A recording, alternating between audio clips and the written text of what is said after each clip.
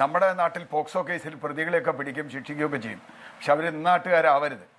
അതിപ്പോൾ സൗമ്യയുടെ കേസിലാണെങ്കിലും ജിഷയുടെ കേസിലാണെങ്കിലും ആലുവയിലെ പെൺകൊച്ചിൻ്റെ കാര്യത്തിലാണെങ്കിലും കേരളത്തിന് പുറത്തുള്ളവരാണെങ്കിലും അവരൊക്കെ ശിക്ഷിക്കപ്പെടും. അപ്പോൾ വാളയാറാണെങ്കിലും വണ്ടിപ്പെരിയാറാണെങ്കിലും കേരളത്തിനകത്തുള്ളവരോ സ്വാധീനമുള്ളവരോ ആണെങ്കിൽ അവർ ശിക്ഷിക്കപ്പെടില്ല. ഇതേതാണ്ട് നമ്മുടെ കേരളത്തിലെ CRPC IPC ഒരു റൂളായിട്ടുണ്ടെന്ന് തോന്നുന്നു. കേരളത്തിലുള്ളവരാണ് ശിക്ഷിക്കപ്പെടില്ല, പുറത്തുള്ളവരാണ് ശിക്ഷിക്കപ്പെടുക. അതിന് കാരണം ഞാനപ്പോൾ അതിലേക്കൊന്നും പോകുന്നില്ല. ഹാഷ്മി ചോദിച്ച ചോദ്യത്തിലേക്ക് വന്നാൽ കോടതി കൃത്യമായി പറയുന്നു ഇതിൽ ദൃക്സാക്ഷികളില്ല. അപ്പോൾ പിന്നെ അടുത്തത് എന്താണ്? സാഹചര്യ തെളിവുകളാണ്. ഇതിലെ ഒറ്റ കാര്യം നേരത്തെ പറഞ്ഞ പോലെ മഹസർ എടുത്തതിന് ഇത്ര വിചിത്രമായ മഹസർ. ഹാഷ്മി ചോദിച്ച പോലെ 1 കിലോമീറ്റർ അപ്പുറത്തു നിന്നുള്ള പോലീസ് സ്റ്റേഷനിൽ പോലീസുകാരൻ വരുന്നത് പിറ്റേ ദിവസം വന്നിട്ട് അവിടെ നിന്ന് സാമ്പിൾ ശേഖരിക്കുന്നത് 3-ാം തീയതി എന്ന് പറഞ്ഞാൽ 30-ാം തീയതി സംഭവം നടന്നു, 1-ാം തീയതി പോലീസ് വന്നു, 3-ാം തീയതിയാണ് ബെഡ്ഷീറ്റും അണ്ടർവെയറും അങ്ങനെ കത്തിയൊക്കെ എടുക്കുന്നത് എന്ന് പറഞ്ഞ 7-ാം തീയതിയാണ് കോടതിയിൽ ഹാജരാക്കുന്നത്. അവിടെ നിന്ന് തുടങ്ങുന്നു ഇതിൻ്റെ പ്രശ്നം. നേരത്തെ പറഞ്ഞ പോലെ വാതിൽ അടഞ്ഞു കിടന്നിരുന്നോ തുറന്നു കിടന്നിരുന്നോ ഒരു വിവരവും ഇയാൾക്കില്ല. അപ്പം ഇയാൾ മുമ്പിൽ കിട ചാടിയോ പിന്നിൽ കിട ചാടിയോ ഇതറിയില്ല. ജനൽ തുറന്നോന്നറിയില്ല, പിന്നിൽ വാതിലുണ്ടോന്നറിയില്ല. ഞാൻ പറഞ്ഞത് ഒരു റൂമിനെ കുറിച്ചുള്ള മഹസർ എഴുതുമ്പോൾ ഏറ്റവും ചുരുങ്ങിയത് വേണ്ട കാര്യങ്ങൾ അതിൽ വേണ്ടേ? ഈ എടുത്ത സാമ്പിൾ എനിക്ക് ഏറ്റവും ചിരി വന്നത്, ഈ ചിരി എന്ന് പറഞ്ഞാൽ സങ്കടം കൊണ്ട് ചിരിക്കുക ഹാഷ്മി, സങ്കടം കൊണ്ട്. കാരണം നമ്മൾ വാളയാറിൽ ഇത് ഒരുപാട് ചർച്ച ചെയ്തതാണ്. ഈ എന്താ പറയുക, ബെഡ്ഷീറ്റിൽ നിന്ന് കിട്ടിയ രോമങ്ങളും മുടിയും DNA പരിശോധനയ്ക്ക് ഉണ്ടായിരുന്നില്ല, തികഞ്ഞില്ല. വേറെ എന്തോ പരിശോധന എടുത്ത് എനിക്കറിയില്ല. അടിസ്ഥാനപരമായി DNA അല്ലേ ആദ്യം പരിശോധിക്കേണ്ടത്. DNA പരിശോധനയിൽ ഈ മുടിയും രോമവും ഈ അക്യൂസ്ഡിൻ്റെ ആണ്, പ്രതിയുടെ ആണെന്ന് തെളിഞ്ഞാൽ അപ്പോൾ അതിൽ ഒരു ശാസ്ത്രീയ തെളിവില്ല. അങ്ങനെയില്ല. എന്താ കോടതിയിൽ പറയുന്നത്? സിമിലർ ആണ്. എന്തായി പറയുന്നത്? എൻ്റെ മുടിയും ഹാഷ്മിയുടെ മുടിയും വേറെ ആളുടെ മുടിയും സിമിലർ ആണെന്ന് പറയുന്നതിൽ എന്താ അർത്ഥമുള്ളത്? എന്താ സിമിലർ? ഫിംഗർ പ്രിന്റ് പ്രധാനമല്ലേ? ഫിംഗർ പ്രിന്റ് ശേഖരിച്ചില്ല, ആ ദിവസവും അടുത്ത ദിവസവും ശേഖരിച്ചില്ല എന്ന് പറഞ്ഞാൽ ചാൻസ് ഫിംഗർ പ്രിന്റ് കിട്ടാൻ സാധ്യതയില്ല എന്ന് പറഞ്ഞത്രേ ഏതോ വിദഗ്ധർ. ആലോചിച്ച് നോക്കൂ. ചാൻസും ഇല്ല.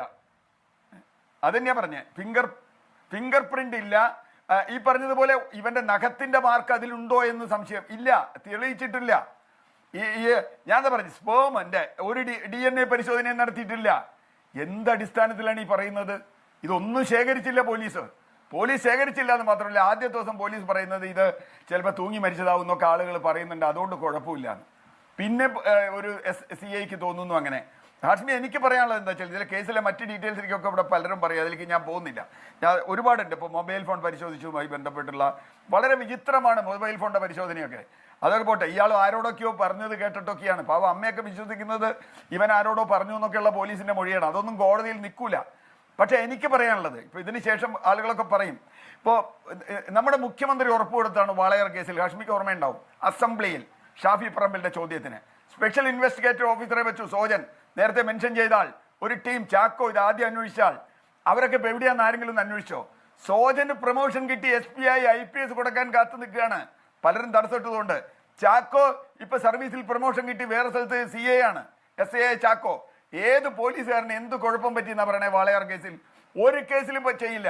9 വയസ്സുകാരി കുഞ്ഞ് പരസ്പര സമ്മതപ്രകാരം ലൈംഗികബന്ധം മര്യാദയുടെ പറഞ്ഞ ഉദ്യോഗസ്ഥരുടെ കൂട്ടത്തിലുണ്ട്. മര്യാദയുടെ പറഞ്ഞ ഉദ്യോഗസ്ഥരുടെ കൂട്ടത്തിലുണ്ട്. ആ ഉദ്യോഗസ്ഥൻ ഇപ്പോഴും സർവീസിലുണ്ട്. അയാൾ സർവീസിലുണ്ട്, SP ആണ്. അന്ന് DYSP ആയിരുന്നു, ഇപ്പൊ SP ആയി. മുഖ്യമന്ത്രി നേരിട്ട് നിയമിച്ച സ്പെഷ്യൽ ഇൻവെസ്റ്റിഗേഷൻ ടീമിന്റെ ഹെഡാണ് ഈ സോജൻ എന്ന് പറയുന്നത്.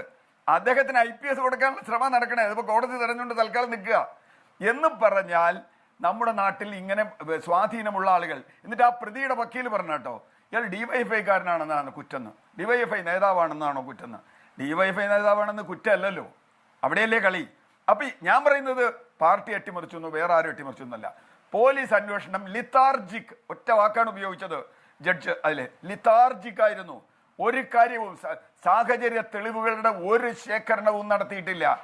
ഞാൻ പറഞ്ഞ റൂം വാതില് അടഞ്ഞിരുന്നോ തുറന്നിരുന്നോ എന്ന് അറിയില്ല. ഒരു കുറ്റകൃത്യം നടന്ന പൂജ മുറിയുടെ അത് അടഞ്ഞിരുന്നോ തുറന്നിരുന്നോ എന്ന് പിന്നെയാണ് അന്വേഷിച്ചത്. പ്രതി പറഞ്ഞതിന് ശേഷം ഇയാൾ മാറ്റുക. എന്താർത്ഥം? മഹസറിൽ ഒരു കാര്യം എഴുതുക, പ്രതി പറയുമ്പോൾ വേറൊന്ന് മാറ്റുക. അതിനെ പറ്റി പ്രതിയുടെ മൊഴിക്ക് എന്തെങ്കിലും വിലയുണ്ടോ? 161 സ്റ്റേറ്റ്മെന്റിന്, കൺഫെഷൻ സ്റ്റേറ്റ്മെന്റിന് എന്തെങ്കിലും വിലയുണ്ടോ? $50 രൂപയുടെ മുട്ടായി വാങ്ങിക്കൊണ്ട് പോകുന്നുണ്ട്. അപ്പൊ ഈ കടക്കാരൻ പറയുന്നുണ്ട് കൂടെ ഇയാൾ ഈ കടയിൽ നിന്ന് മുട്ടായി വാങ്ങിക്കൊണ്ട് പോകുന്നുണ്ട്. ഈ പറയുന്ന പർട്ടിക്കുലർ ദിവസം കടയിൽ നിന്ന് മുട്ടായി വാങ്ങിക്കൊണ്ട് പോകുമ്പോഴും ഒരു തിരക്കും ധൃതിയും കാണിക്കുന്നുണ്ടെന്ന് കടക്കാരൻ പറയുന്നുണ്ട്. സാഹചര്യ തെളിവുണ്ട്, 48 സാക്ഷികൾ, ഒരാൾ പോലും ഇക്കാര്യത്തിൽ മധു കേസിൽ പണ്ട പോലെ കൂറുമാറിയില്ല. CR നീലകണ്ഠൻ പാവ അമ്മയാണ് എന്ന് പറഞ്ഞാൽ ഓരോ ദിവസം പോയി പണിയെടുത്ത് കിട്ടുന്ന ആ കൂലി കൊണ്ട് എന്താണ് വീട്ടിൽ കഞ്ഞി വെക്കുന്ന അമ്മയാണ്. എങ്ങനെ നമുക്ക് നീതി വഴി കൊടുക്കാൻ കഴിയുമെന്നാണ് പ്രതീക്ഷിക്കേണ്ടത്? CR സന്തോഷമുള്ള ഒരു കാര്യം, ആകെ വാളയാർ കേസിൽ നിന്നൊരു ഇമ്പ്രൂവ്മെന്റ് ഉണ്ട്. അവിടെ ആത്മഹത്യയാണെന്ന് പോലീസിന് സംശയം ഉണ്ടായില്ല. ഇവിടെ ആത്മഹത്യയല്ല എന്ന് കോടതിയും പോലീസും അംഗീകരിച്ചതിൽ വളരെ സന്തോഷം. അത്രേ പറയാൻ പറ്റൂ. കൊലപാതകം 6 വയസ്സായ കുട്ടി ആത്മഹത്യ ചെയ്തു എന്ന് പറഞ്ഞാൽ നമുക്കൊന്നും ചെയ്യാൻ പറ്റില്ല. ഹസ്ബി ചോദിച്ച ചോദ്യം, ഇതിൽ ഏറ്റവും പ്രധാനപ്പെട്ട പ്രശ്നം എന്താ? ഒരു കേസിന്റെ, പ്രത്യേകിച്ച് ക്രിമിനൽ കേസിന്റെ, ജോർജ് ജോസഫ് സാർ ഇറങ്ങിയിരിക്കുന്നുണ്ട്, ഏറ്റവും പ്രധാനം, ഏറ്റവും ആദ്യം എത്ര കൃത്യമായി അന്വേഷണം നടക്കുന്നു എന്നുള്ളതാണ്. വാളയാറിൽ ഇത് തന്നെ സംഭവിച്ചത്. 42ാമത്തെ കുട്ടി മരിച്ചതിന് ശേഷമാണ് അന്വേഷണം തുടങ്ങുന്നത്. ആദ്യത്തെ കുട്ടി മരിച്ചിട്ട് ഒരു അന്വേഷണവും ഇല്ല. 2 പ്രതികളെ വിളിക്കുന്നു, ആരോ വിളിച്ചു പറയുന്നു, അവരെ വിടുന്നു, പിന്നെ ഒന്നുമില്ല. 2ാമത്തെ കുട്ടി മരിച്ചിട്ടാണ് പോലീസോ ആളുകളൊക്കെ വരുന്നത്. അതൊരു കാര്യം. ഇവിടെ ഇപ്പോൾ അപ്പീൽ പോകുമെന്ന് പറഞ്ഞു. എനിക്ക് ഭയങ്കര വിഷമമുണ്ട് സത്യത്തിൽ. ഇത് അപ്പീൽ പോയിട്ട് എന്ത് ചെയ്യാനാണ്? അഷ്മി ചോദിച്ച പോലെ ഇത് അപ്പീൽ പോയത് അവിടുന്നും തള്ളും. അവിടുന്നും തള്ളുന്നു മാത്രമല്ല, എവിടുന്നും തള്ളും. കാരണം നേരത്തെ പറഞ്ഞതുപോലെ അടിസ്ഥാനപരമായി വേണ്ട തെളിവുകൾ, ഫോറൻസിക് അടക്കം ശാസ്ത്രീയമായ തെളിവുകൾ എല്ലാം തന്നെ നശിപ്പിക്കപ്പെട്ടിരിക്കുന്നു. നേരത്തെ DNA കാര്യം പറഞ്ഞു. മറ്റു പരിശോധനകൾ കഴിഞ്ഞപ്പോൾ DNA കൊടുക്കാൻ വേണ്ട മുടി ഉണ്ടായില്ല. എന്തൊരു അപഹാസ്യമായ നിലപാടാണ്. ഐഡന്റിക്കൽ സിമിലർ ഒന്നുമല്ല. സിമിലർ എന്ന് പറഞ്ഞിട്ടൊരു കാര്യമില്ല. ഐഡന്റിക്കൽ എന്ന് പറയണമെന്ന് കോടതി കൃത്യമായിട്ട് പറഞ്ഞിട്ടുണ്ട്. അതിന് തന്നെയാണ് DNA ടെസ്റ്റ് ചെയ്യണമെന്ന് പറഞ്ഞ്. ടെസ്റ്റ് ചെയ്തില്ല. ഇതൊന്നും പോലീസ് ചെയ്യാതിരുന്നത് ഒരു സമ്മർദ്ദവുമില്ലാതെ വെറും തമാശയ്ക്ക് അവർ ഇത്ര ഗൗരവമില്ലാത്തതുകൊണ്ടാണോ? മാത്രമല്ല, വാളയാർ പോലെയല്ല, ഈ കേസിൽ എന്തൊരു മാധ്യമ ശ്രദ്ധയായിരുന്നു ആ ഘട്ടത്തിൽ, എത്ര ശക്തമായി. കാരണം വാളയാറിന്റെ കൂടി ബാക്ക്ഗ്രൗണ്ടിലുണ്ട്, നമ്മളൊക്കെ അവിടെ പോയതാണ്. എത്ര കൃത്യമായിരുന്നു, എത്ര വലിയ ശ്രദ്ധയായിരുന്നു നിങ്ങൾ മാധ്യമങ്ങളും സമൂഹവും എല്ലാം. ഇപ്പോൾ ശിവരാമൻ പറഞ്ഞു എന്ന് പറഞ്ഞു. യഥാർത്ഥത്തിൽ ഈ കുട്ടിയുടെ അമ്മായി, എൻ്റെ അറിവ് ശരിയാണെങ്കിൽ ഈ കുട്ടിയുടെ അച്ഛൻ്റെ പെങ്ങളാണ് അവിടുത്തെ ബ്ലോക്ക് പഞ്ചായത്ത് പ്രസിഡന്റ്. CPI-കാരിയാണ്, അഴുത ബ്ലോക്ക് പഞ്ചായത്ത് പ്രസിഡന്റ്. അപ്പം എന്നിട്ട് അവർക്ക് പോലും ഈ അന്വേഷണത്തിൽ വിശ്വാസമില്ല. അന്വേഷണം അട്ടിമറിക്കപ്പെട്ടിട്ടുണ്ടോ എന്ന് ചോദിച്ചാൽ ഇല്ല എന്ന് പറയാൻ അവർക്ക് കിട്ടുന്നില്ല. ബാഹ്യ ശക്തികളുടെ ഇടപെടലുണ്ട് എന്ന കാര്യത്തിൽ ഒരു സംശയമില്ല. കാരണം പോലീസുകാർക്ക് ഇപ്പം നേരത്തെ ചോദിച്ചല്ലോ, എൻ്റെ DYSP എവിടെ പോയി? പോക്സോ കേസ്, SC/ST കേസൊക്കെ അന്വേഷിക്കേണ്ട DYSP എവിടെ പോയി? ഇതിൽ SC/ST ആഡ് ചെയ്യാത്തതിന് അവർ പറഞ്ഞ കാരണം പ്രതി SC/ST ആയതുകൊണ്ടാണ്. പക്ഷേ കേസിന്റെ മെറിറ്റിൽ നോക്കുമ്പോൾ ആക്രമിക്കപ്പെട്ട വിക്ടിം SC/ST ആണെങ്കിൽ SC/ST ആക്ട് ഇട്ടിട്ട് കേസ് തുടങ്ങാം. SC/ST ആണ് പ്രതി, നമുക്ക് തന്നെ പറയാൻ പറ്റും. ആണെന്ന് എങ്ങനെയാണ് അവർ ആദ്യം തീരുമാനിച്ചത്? അവിടെ നിന്ന് തന്നെ തുടങ്ങണ്ടേ? അവിടെ പ്രതിയെ പിടിക്കുമ്പോൾ അല്ലെങ്കിൽ മാറ്റാം. ഏറ്റവും പ്രധാനപ്പെട്ട പ്രശ്നം, പോലീസ് സമ്മർദ്ദത്തിന് കീഴ്പ്പെട്ട് തന്നെയാണ് ഈ കേസ് അന്വേഷിച്ചത്. സമ്മർദ്ദത്തിന് കീഴ്പ്പെട്ടാണ്. ഇപ്പം നേരത്തെ പറഞ്ഞല്ലോ, ചോദിക്കാനും പറയാനും ആളില്ല. പാവങ്ങളായ മനുഷ്യർ, അന്നന്നത്തെ കൂലിക്ക് വേണ്ടി പോകുന്നവർ, അത് വാളയാറിലാണെങ്കിലും വണ്ടിപ്പെരിയാറിലാണെങ്കിലും അന്നന്നത്തെ ജോലിക്ക് പോകേണ്ടി വരുന്ന അച്ഛനമ്മമാർ, അവർക്ക് കുട്ടിയെ ഒറ്റയ്ക്ക് വിട്ട് പോകേണ്ടി വരും. അന്ന് കോവിഡിൻ്റെ ഒരു കാലമാണ്, വീട്ടിലിരുന്ന് പഠിക്കലും അങ്ങനെയൊക്കെയാണ്. ആ ഒരു ഘട്ടത്തിൽ ഇപ്പോൾ പ്രതിക്ക് വേണ്ടി കണ്ണീരൊഴുക്കാനൊക്കെ ആളുകൾ ഇറങ്ങിയിട്ടുണ്ട്. 2.5 വർഷം വെറുതെ ജയിലിൽ കിടന്നില്ലേ എന്നൊക്കെ പറയുന്ന തരത്തിലേക്ക് കാര്യങ്ങൾ വരികയാണ്.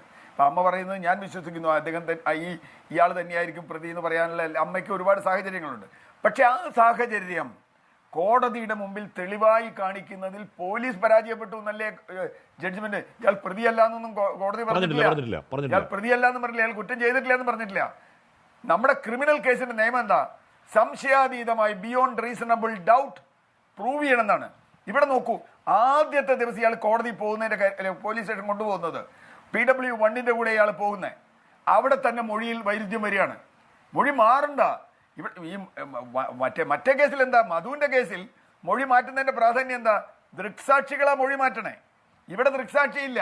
സാഹചര്യ തെളിവുകളിൽ മൊഴി മാറ്റപ്പോൾ കടയിൽ പോയി സാധനം മേടിച്ചോ, അല്ലെങ്കിൽ ഇവൻ അയാളോട് ഇത് പറഞ്ഞോ, ഇവരോട് ഇത് പറഞ്ഞോ, ഇതൊന്നും കോടതിയിൽ മൊഴിയായി നിൽക്കില്ലല്ലോ. അയാൾ പറഞ്ഞ കേട്ടു, അതൊക്കെ നമുക്ക് സൂചനകളാണ്.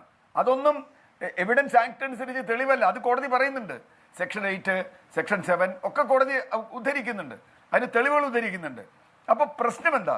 പ്രശ്നം ഏറ്റവും ബേസിക്കായി ഇത് കേസ് അന്വേഷിച്ചതിൽ തുടക്കത്തിൽ ഇപ്പോൾ CBI പോലും വാളയാർ കേസിൽ ബുദ്ധിമുട്ടുന്നത് അതുകൊണ്ട് തന്നെയാണ് ഞാൻ മനസ്സിലാക്കുന്നുണ്ട്. ബേസിക്കായ തെളിവുകൾ പലതും നശിപ്പിക്കപ്പെട്ടു. അവിടെ ഇതുപോലെ വസ്ത്രം ഇതൊക്കെ കത്തിച്ചു കളഞ്ഞു. ഇവിടെ കത്തിച്ചിട്ടില്ല, പക്ഷേ അത് വസ്ത്രം മാനിപ്പുലേറ്റ് ചെയ്യാൻ സമയം കൊടുത്തു. നേരത്തെ പറഞ്ഞല്ലോ, പ്രതി വീട്ടിനകത്ത് കടന്നു, മൂന്നാം തീയതി അല്ലേ ഇത് എടുക്കുന്നേ?